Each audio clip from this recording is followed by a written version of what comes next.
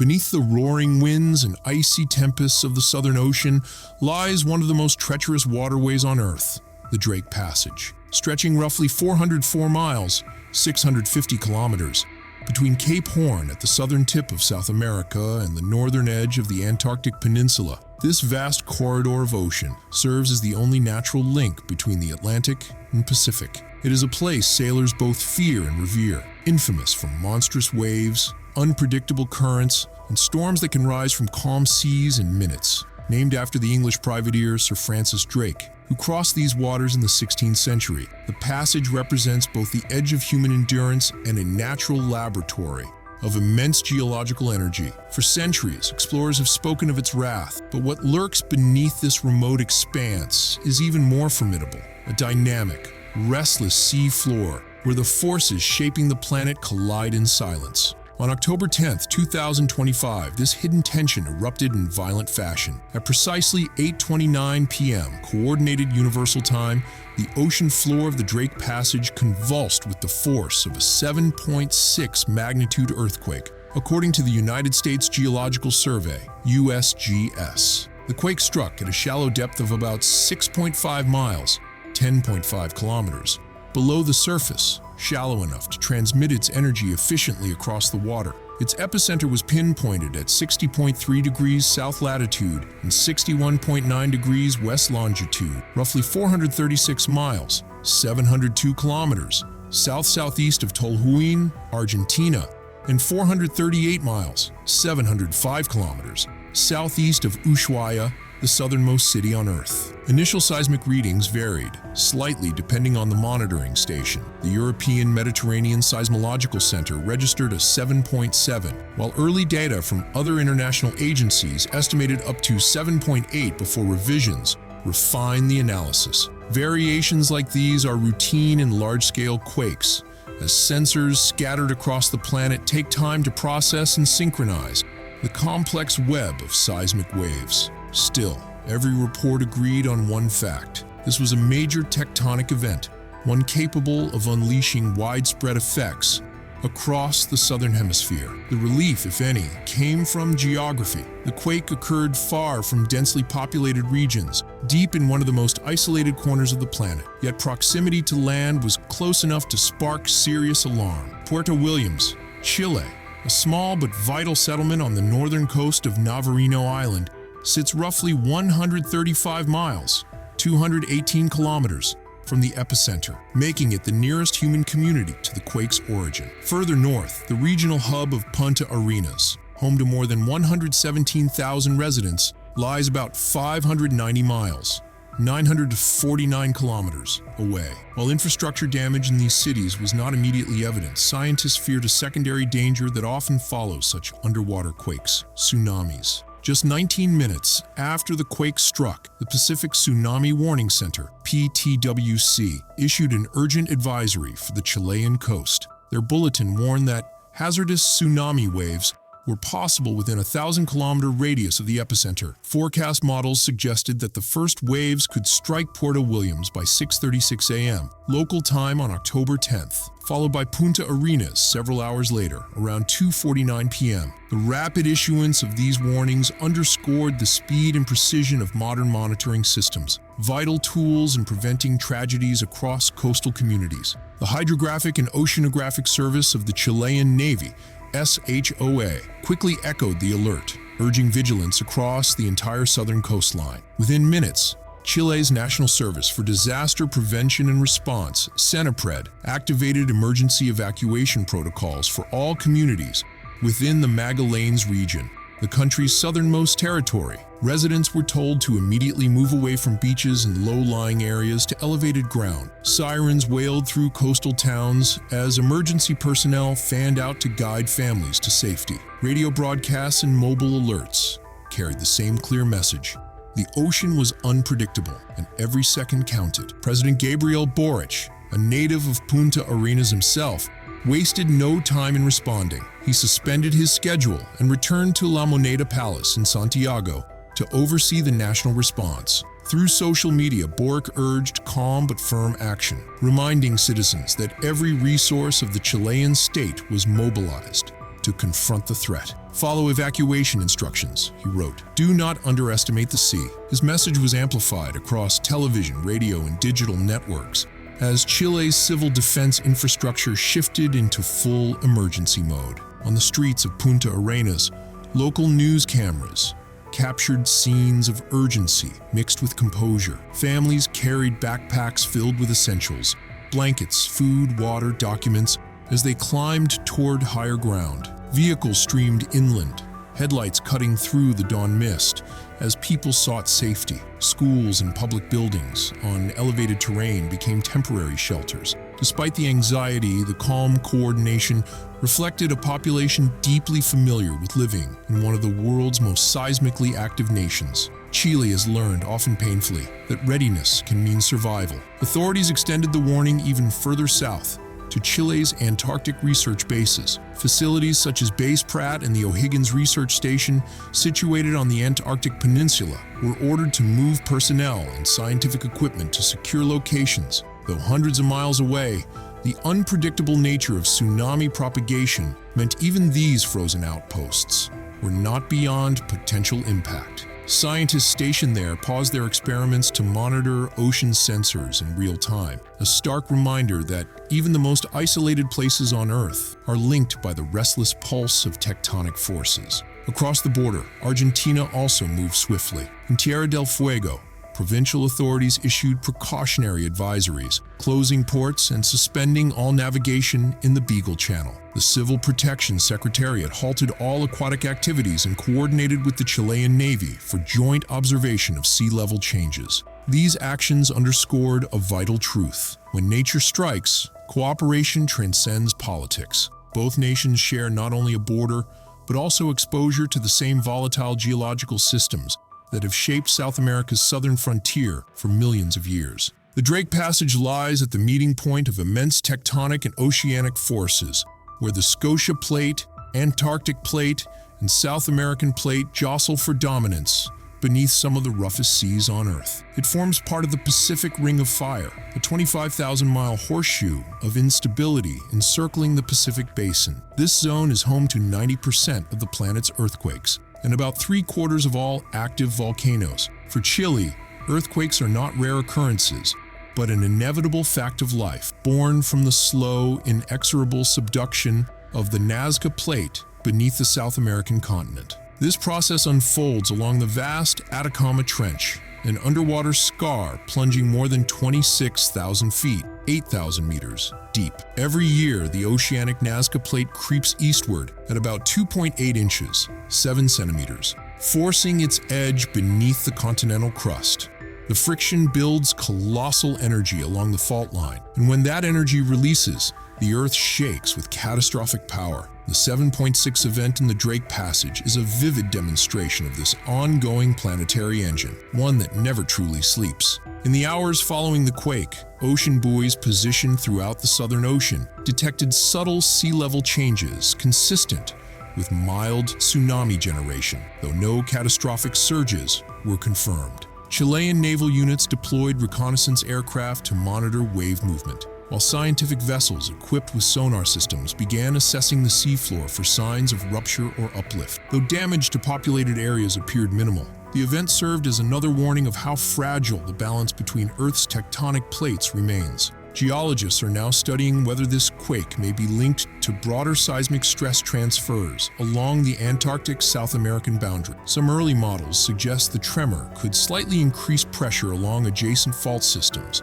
closer to the Chilean mainland, though the risk remains speculative. Still, each event provides valuable data that helps refine understanding of this volatile region. For the global scientific community, the Drake Passage quake represents both danger and opportunity, a natural experiment in one of the least studied corners of the world. The information gathered from it may improve future tsunami prediction models and help strengthen monitoring networks across the Southern Hemisphere. Natural disasters remind us that even in the age of satellites and supercomputers, the Earth remains unpredictable. What happened beneath the Drake Passage on that October night is not just an isolated tremor. It is a reminder of the forces that shape continents, carve mountains, and command the seas. Humanity can measure and prepare, but it cannot control. If you found this report compelling and want to stay informed about the latest in geology, volcanology, and seismic events, make sure to subscribe and enable notifications so you never miss an update. Share your experiences in the comments below.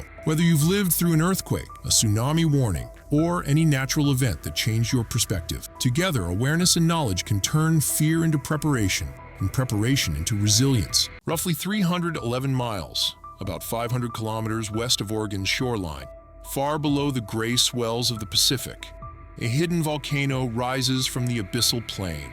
This undersea mountain, called Axial Seamount, sits squarely along the fiery backbone of the Pacific Ring of Fire, the vast horseshoe of faults and volcanoes that girdles the ocean. The Pacific Northwest is no stranger to restless geology. It is home to the Cascades and to infamous peaks like Mount St. Helens, whose 1980 blast still serves as a cautionary tale. The story stretches back millions of years to when the Pacific Plate began diving beneath North America. That slow-motion collision helped build the Cascade Arc from Northern California into British Columbia, and it also set the stage for submarine giants like Axial. From the seafloor, it climbs like a dark cathedral, its summit still roughly 5,249 feet, about 1,600 meters, beneath the sea surface. Lately, something unusual has been stirring down there. In a single day, instruments recorded more than 300 earthquakes around Axial, a spasm of motion that is far from routine. The pattern of shaking has scientists on high alert because it resembles the run-up to the seamount's previous eruptive episodes. One veteran oceanographer put the risk in stark terms. If this were happening beneath a town rather than beneath thousands of feet of water, emergency managers would already be clearing neighborhoods and putting evacuation plans into motion. The Pacific may look calm from a ferry deck. The forces below are anything but. So what's driving this drumbeat of quakes? The best explanation points to magma creeping upward through fractures in the oceanic crust. As molten rock pushes into the plumbing system beneath the summit, it pressurizes the volcanic edifice. Think of a balloon being slowly inflated inside a rigid box. At some point, the pressure has to find release. When that moment comes, the seafloor can split, lava can pour out, and the volcano can undergo an eruption, measured not in towering ash plumes, but in rivers of basalt that harden into black glass on contact with cold seawater. The year 2025 has already delivered several eyebrow-raising bursts of activity. In June, instruments tallied an astonishing flurry, more than 2,000 earthquakes in just 24 hours. That spike eventually eased, settling back to roughly 100 tremors per day for a time, but counts have again climbed into the hundreds. Even without any one massive jolt, the sheer persistence of these tiny quakes is a red flag.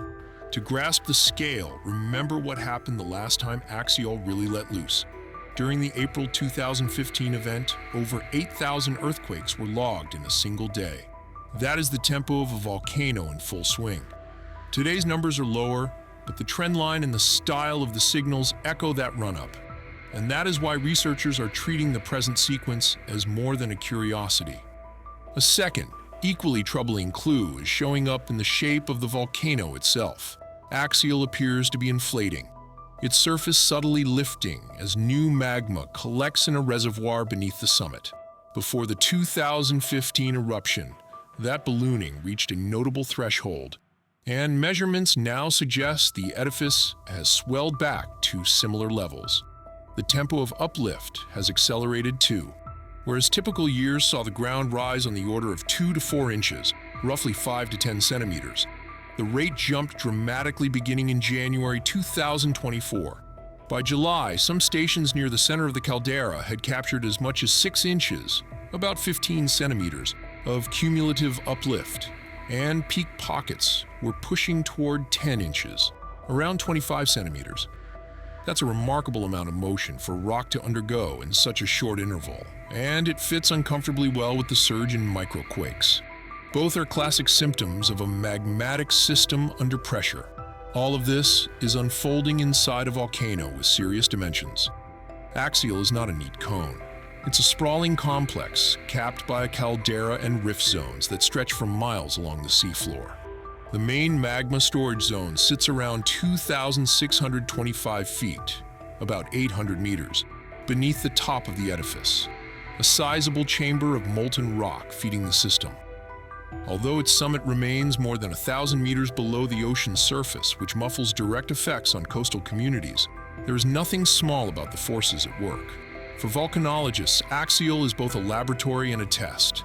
Here's a system we can watch closely, one that erupts often enough to study modern processes in real time, and one that can teach us about the rhythms of more dangerous volcanoes on land. Predicting eruptions is notoriously difficult, but Axial may be giving scientists the best shot yet at a well-timed forecast. The volcano has a quirky personality. Periods of rapid inflation can be followed by quiet plateaus, then by renewed surges. But the current combination of inflation, seismicity, and the sheer pace of change has led some researchers to a striking conclusion. Odds favor an eruption before the end of 2025, possibly at any time. That doesn't mean a cataclysm is guaranteed, and the ocean will absorb much of the spectacle. Yet from a scientific standpoint, capturing such an event with modern eyes could be historic. That's because the monitoring toolkit on site is far better now than in previous cycles. A sophisticated network of cables, junction boxes, and sensors sits on and around the caldera, streaming data continuously. Tilt meters watch the ground breathe. Pressure gauges register tiny changes in the overlying water column. Seismometers listen for the crackle of moving magma and the pop of breaking rock.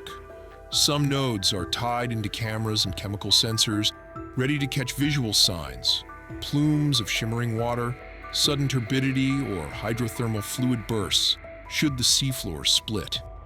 Instead of occasional research cruises, stitching together snapshots weeks or months apart, scientists now have a live feed from the deep, second by second. If Axial opens a new fissure, that system could record the sequence with a level of detail never achieved for a submarine eruption. The earthquakes being tallied are not large in the way the public imagines earthquakes. Most cluster around magnitude 1 to 2. But in a volcanic setting, that's exactly what you'd expect. Swarms of small events that collectively map the path of magma as it wedges itself into cracks. Each tiny quake is a stress whisper, a brittle fracture here, a slip there, a local pressure drop, followed by renewed push. The pattern matters more than any single number. A broadening swarm, increasing rates, a change in the dominant depths. These are the signatures forecasters watch, and recently those signatures have been trending in the direction of unrest. It's worth emphasizing that undersea eruptions differ profoundly from those on land. There will be no ash cloud blotting out the sun, no red fountain visible from coastal highways. The pressure of 1,000 meters of seawater forces lava to quench instantly into jagged pillow shapes, piling up like toothpaste squeezed into ice water. Still, the consequences can be significant. New lava can dam or reroute hydrothermal circulation, altering ecosystems. Seafloor topography can change over days. In some cases, gas release or rapid heating can drive local hazards at the surface, though at Axial's depth, the ocean generally dampens such effects. For ships and nearby infrastructure, the main risks would be to sub-seafloor cables and instruments, not to ports and cities. Even so, studying Axial is not an academic luxury. The physics of magma moving through rock are universal. Lessons learned here: inflation thresholds, the relationship between seismic swarms and dike intrusions, the way pressure migrates through a branching rift network, translate to stratovolcanoes that do loom over towns and highways. Every data point from Axial sharpens our playbook for hazards on land. If researchers can validate a reliable chain of precursors at this seamount and peg the timing of an eruption within a meaningful window, it would represent a milestone for eruption forecasting writ large. None of this erases the reality that volcanoes can faint. Axial's history includes stretches of rapid uplift that stall, intervals where quakes scatter then regroup, and episodes where magma intrudes along a rift without breaking the surface. Forecasts must dance with uncertainty, but uncertainty is not ignorance, and it is not paralysis. It is a quantified range, narrowed by each new sensor, each fresh data set, each additional hour of continuous monitoring. Right now, the picture looks like this. The volcano has reinflated to levels comparable to those seen before the 2015 eruption. The rate of inflation accelerated markedly, beginning in early 2024. Earthquake counts surged to extraordinary highs in June 2025 and continue at elevated levels measured in the hundreds per day. And the overall behavior suggests a pressurized system.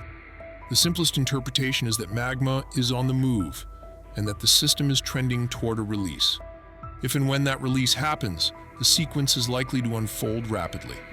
A dike, a blade-like body of magma, could propagate along one of Axial's rift zones, opening a fissure on the seafloor. Seismicity would spike, then reorganize into a migrating front as the intrusion advances. Tilt meters might register sudden steps. Pressure sensors could show subtle changes as warm fluids pulse outward. Cameras, if lucky enough to be pointed in the right direction, might catch the water clouding and shimmering. Lava would extrude and cool into lobate pillows, building new crusts, even as the underlying reservoir deflates and the ground above sags. After days to weeks, the system would quiet, leaving behind a freshly minted patch of ocean floor and a trove of measurements for scientists to decode. For now, the best course is vigilance. The deep ocean network continues to hum, logging every tremor, every millimeter of rise or fall. Research vessels stand ready to sail when weather windows open. To ground truth, the signals with plume sampling and high-resolution mapping. And the public, though insulated by distance and depth, can take real comfort in the fact that this is a volcano we can watch in detail, one whose behavior is teaching us how to read the signs at other, more immediately consequential volcanoes around the world. Curiosity about Earth's hidden machinery is more than a hobby. It's a form of preparedness. The more we understand how magma moves, how rock responds, and how seafloor systems breathe, the better we can anticipate the next chapter, underwater at Axial, or atop a mountain closer to home. If this kind of deep time detective work fascinates you, stay tuned. We'll keep translating the pulses of the planet into stories you can see and understand, as this undersea giant writes its next line in the Pacific's long volcanic script. Beneath the quiet farmlands and sleepy river towns of the American Midwest, something ancient is beginning to stir again. Over the past few months, scientists have logged more than 200 small earthquakes rumbling under the Mississippi River Valley, an area most Americans would never suspect hides one of the planet's most dangerous faults. The tremors are minor, too faint for anyone to notice without instruments, yet they're part of a pattern that tells a chilling story, one of strain and energy building deep below the surface, along a fracture zone capable of rewriting the map of the central United States. This isn't California, where cracks scar the landscape and mountain ranges mark the collision of tectonic plates. This is quiet farmland and bridges over muddy water, resting on top of one of Earth's most volatile scars. The New Madrid seismic zone doesn't give warnings. The last time it unleashed its fury, in the winter of 1811, the shaking was so intense that it made church bells ring in cities 1,000 miles away, and the tremors didn't stop for months. The first great quake struck at 2 a.m. on December 16, 1811, while the frontier slept. Entire homes were ripped from their foundations, forests collapsed, and the Mississippi River briefly reversed its flow. That was only the beginning. 2 more massive quakes followed, on January 23 and February 7, 1812, each stronger than the last. Eyewitnesses described the ground rolling in waves, the sky filled with a reddish haze, and new lakes forming overnight, including what we now know as Reelfoot Lake in Tennessee. The shaking toppled chimneys as far away as Cincinnati and was felt up into Canada. Now imagine that level of force in today's world. Highways cracking apart, power grids collapsing, Memphis plunged into darkness, and bridges around St. Louis twisting like wire. Scientists say the same fault lines that tore the land apart 2 centuries ago are still active, and still locked with tension. Modern estimates suggest those 1811 to 1812 events reached magnitudes between 7.5 and 8.0. But unlike California, the dense bedrock of the eastern U.S.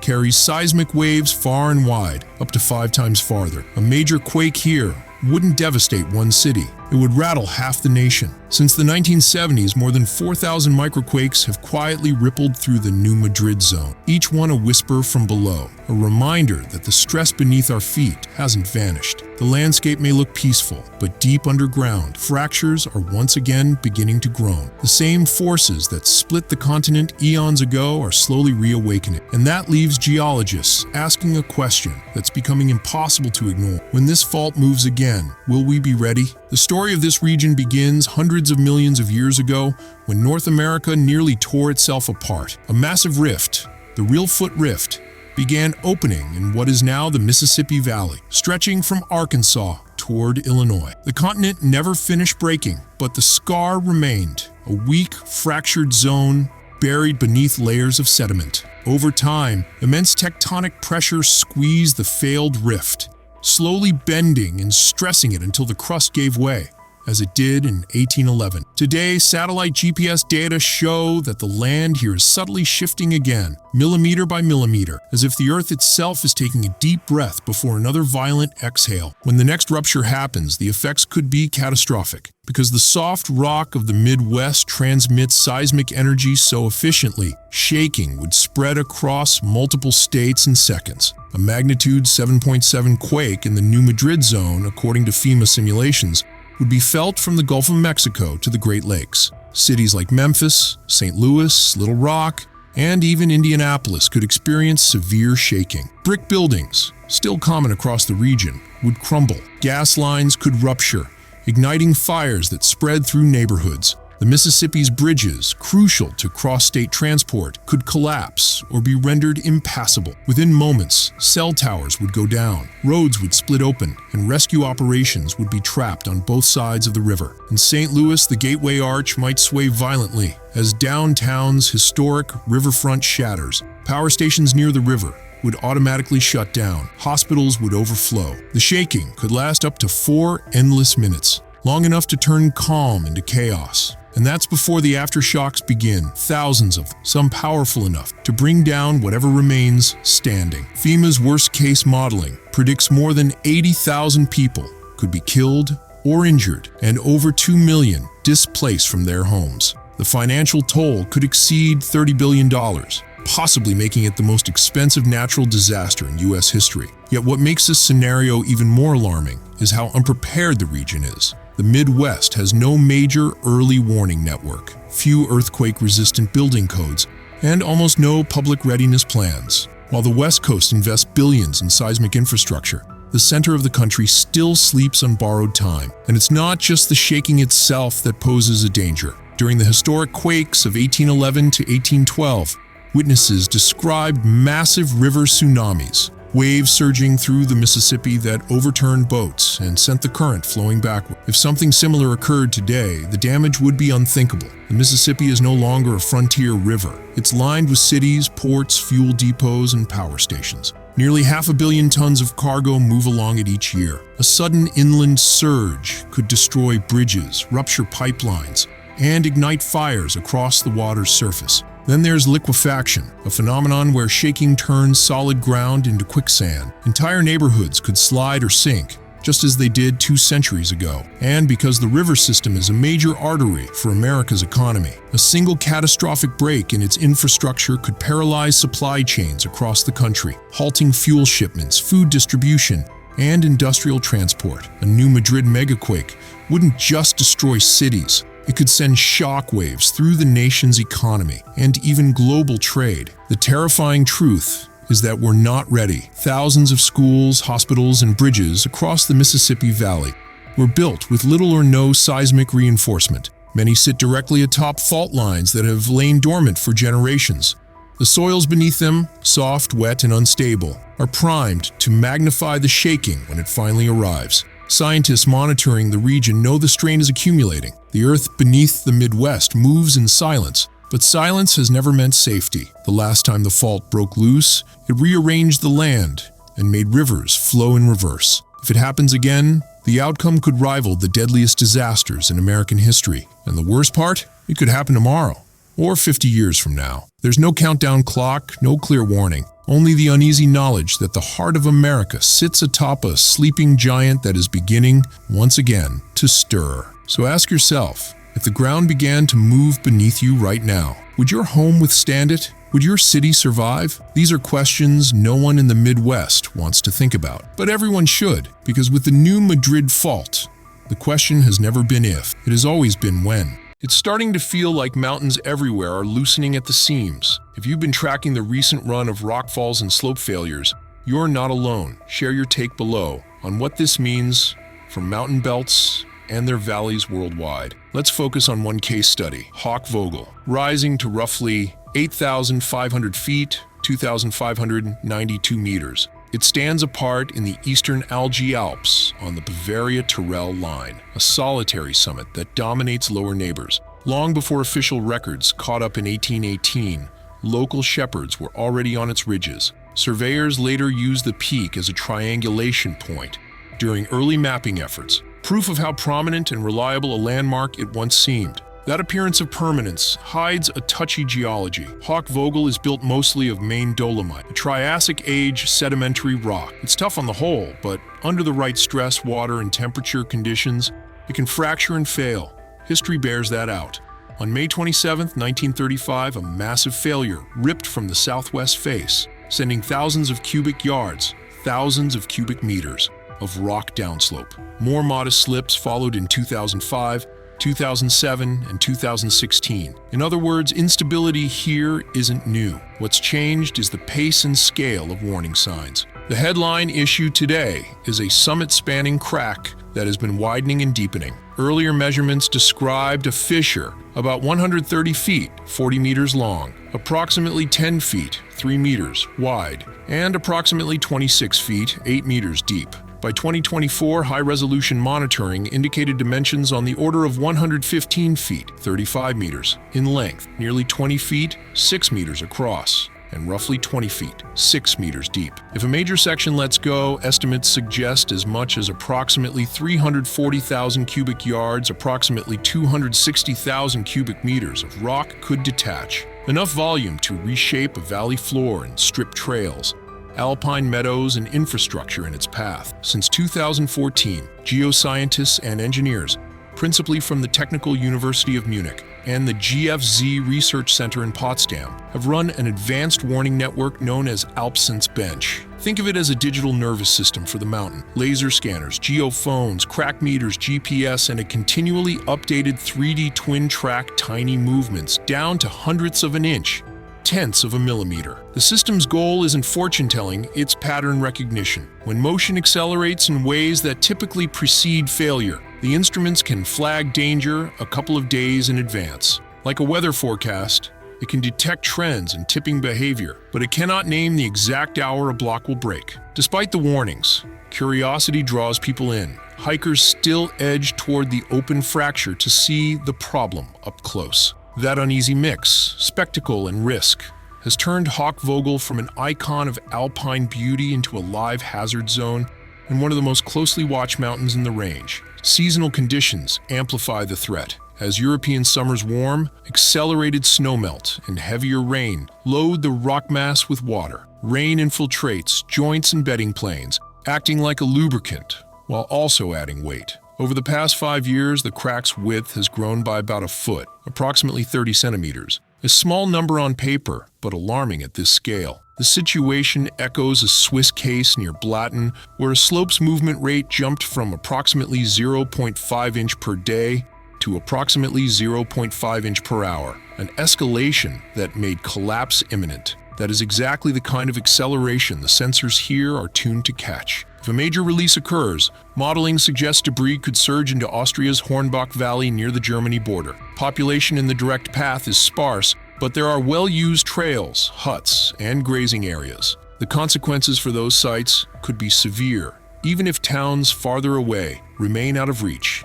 To manage that risk, authorities have tightened early warning procedures so that rescue teams, alpine clubs, and local administrations on both sides of the frontier receive immediate alerts. With even 2 days' notice, priority areas could be cleared to prevent casualties. One event may not be the end of it. Specialists expect a stepwise breakdown is possible. Phases of failure spread over months or years. That kind of drawn-out destabilization would keep access limited and require continuous monitoring, with ripple effects for tourism and the local economy tied to mountaineering and hut networks. There's also the human layer. For communities that have lived with the mountain as a backdrop, a place of quiet and challenge, the present uncertainty carries a psychological toll. Trails that once felt routine now demand vigilance. The landscape itself feels provisional. Zooming out, Hochvogel's behavior fits a pattern seen across the Alps. In recent decades, extreme weather has become more frequent. Intense rain, hotter summers, and volatile storms. Lightning is under investigation too. Repeated electrical strikes can micro-damage rock, and when you combine that with prolonged saturation from rain, the structural integrity of fractured dolomite can degrade over time. It's death by 1,000 cuts. No single factor explains it, but together they tip the balance. Monitoring continues around the clock. Millimeters matter here. A slight jump in displacement speed can separate stable enough for now from failure in progress. And the hazard isn't only rockfall. Should a large collapse occur, secondary debris or mud flows could mobilize later, potentially traveling into the Hinterbach Valley and creating follow-on dangers. That's why planners are already sketching longer-term protections, not just emergency responses. Add it all up, climate trends, the natural fatigue of an old mountain, human exposure, and the slow arithmetic of geology. And Hochvogel has become a working laboratory. It's no longer just a summit to photograph or bag. It's a case study in how fast solid ground can change. The old cliché, solid as a rock, doesn't land the way it used to when the rock is riddled with widening joints and measurable motion. What does feel solid is the need to respect both the landscape and the science watching over it. If stories like this catch your interest, stick around, subscribe, tap the bell so you don't miss new deep dives, and pass this along to friends who follow natural hazards. And tell us in the comments what you make of the Hochvogel situation, or if you've seen similar slope instabilities on your own travels. Your experiences help widen the discussion. For those who want a little more technical context, consider the mechanics at play. Main dolomite typically features bedding parallel weaknesses and vertical fractures formed over geologic time. Freeze-thaw cycles widen those voids as water expands into ice, and in warmer seasons, infiltrating rain reduces friction along those same plains. Add the occasional seismic vibration, regional earthquakes, or even distant tremors can contribute, and you have a system primed for episodic movement. Each episode need not be catastrophic on its own, but cumulatively, they can reduce the safety margin until a nudge, an intense storm, a temperature swing, or a saturated week pushes the mass beyond its threshold. That is where monitoring earns its reputation. Laser scanners map the face repeatedly, comparing point clouds to detect subtle bulges or overhang growth. Geophones listen for microcracking, tiny acoustic emissions that hint at bonds failing within the rock mass. Crack meters measure aperture changes across the fissure, while GPS monuments track surface displacement. Feed all that into a living 3D model, and you can see which blocks are moving coherently and which are locked, giving responders a target for closures and evacuations that is grounded in data rather than guesswork. The goal is not to eliminate risk, no one can, but to convert uncertainty into informed decisions that save time and lives. The social piece matters too. Messaging must balance clarity and proportion, neither downplay nor sensationalize. Local guides, hut operators, and municipal leaders succeed when communications are simple, timely, and consistent. Close today signs need clear detours. Alert levels should be color-coded and explained. Evacuation drills should be practiced in shoulder seasons when routes are less crowded. Small choices like multilingual notices or QR codes linking to live dashboards can save minutes when minutes matter, and visitors can help by treating closures as lines not to be crossed rather than challenges to brag about online. Finally, remember that mountains change on human timescales more often than we think. The Alps are not static museum pieces. They're dynamic landforms shaped by uplift, weathering, ice, water, and gravity. Hochvogel is a reminder that beauty and hazard live side by side. Respect the forecasts, heed the ropes, and treat that widening crack not as a spectacle, but as a message from the rock itself. As we wrap up, a quick note on personal responsibility. If you visit this area, plan conservatively. Check current closures, register your route when required. Carry a map and headlamp even on fair weather days, and turn around early if the ground or the forecast feels wrong. The summit will be there tomorrow. Your margin for error may not.